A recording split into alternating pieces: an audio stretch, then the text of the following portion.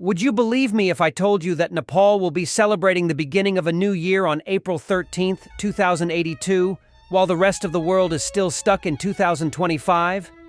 No, this isn't a glitch in the Matrix. It's not a science fiction movie or a secret time travel experiment.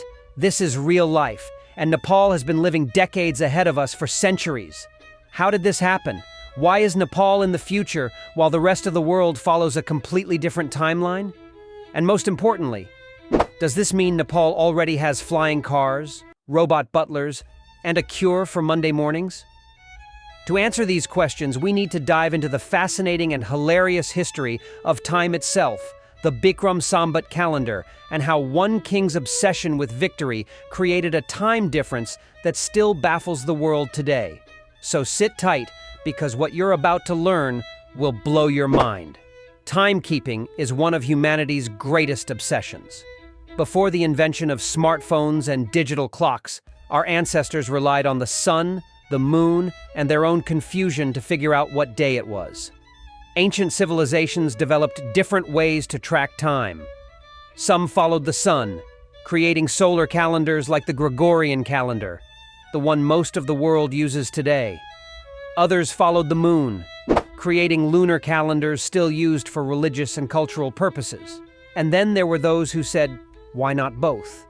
This is where Nepal's unique Bikram Sambat BS calendar comes into play, a lunisolar calendar that combines both solar and lunar cycles to determine the passage of time. And here's where things get interesting.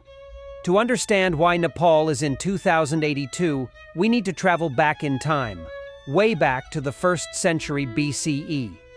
Our story begins with a legendary Indian emperor named Vikramaditya, a ruler known for his military conquests, wisdom, and apparently, his desire to mess with time forever.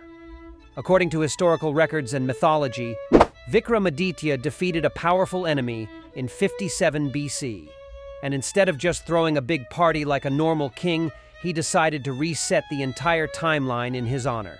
Yes, you heard that right. Vikramaditya, in a move of pure king-level ego, declared that the year of his victory would be year one of a brand new calendar system, the Bikram Sambat calendar.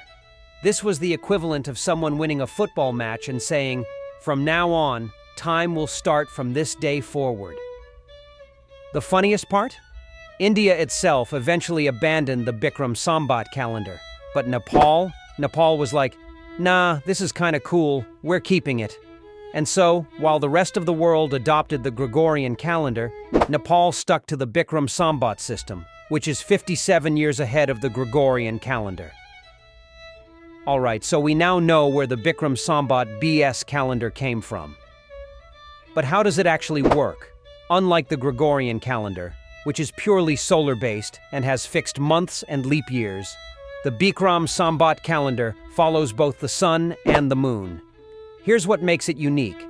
It follows the moon for months, meaning the number of days in a month can change. It follows the sun for years, meaning it aligns with solar seasons better than a purely lunar calendar. It's always 56 to 57 years ahead of the Gregorian calendar, because it started counting time from 57 BC.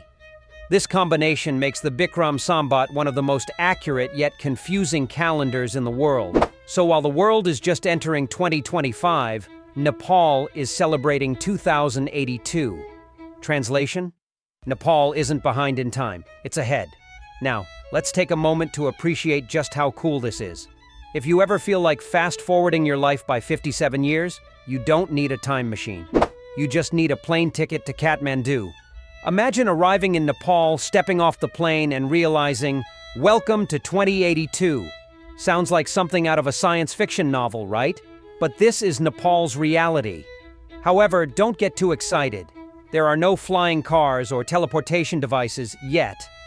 Instead, Nepal's future includes stunning mountains, Everest, anyone? Delicious food. Momo dumplings will change your life. A calendar system that confuses everyone who visits. How Nepal balances. 2 calendars at once. Now, here's where things get even more interesting. While Nepal officially follows the Bikram Sambat calendar, Many businesses, banks, and international institutions still use the Gregorian calendar for global transactions. That means a Nepali person can be born in the year 2050, Bikram Sambat, but still use 1993, Gregorian, on official documents outside Nepal. Confused? Welcome to the club. It's like Nepal exists in two timelines at once, one in the future and one in sync with the rest of the world. There are other unique calendars around the world. Nepal isn't the only country with a unique calendar. But what makes Nepal's calendar so unique is that it's one of the only government-recognized countrywide calendars that's still in active use. Final thoughts. Nepal follows the Bikram Sambat calendar, which is 57 years ahead of the rest of the world. This calendar was created by a king who basically wanted to flex on history. Nepal is officially in 2082, while the rest of the world is still in 2025. If you ever want to escape the present, just go to Nepal. So the next time someone asks you, why is Nepal in the future? Just tell them, because Nepal doesn't follow time. Time follows Nepal. If you enjoyed this deep dive into history, make sure to like, subscribe, and comment below. If you could time travel, what year would you go to?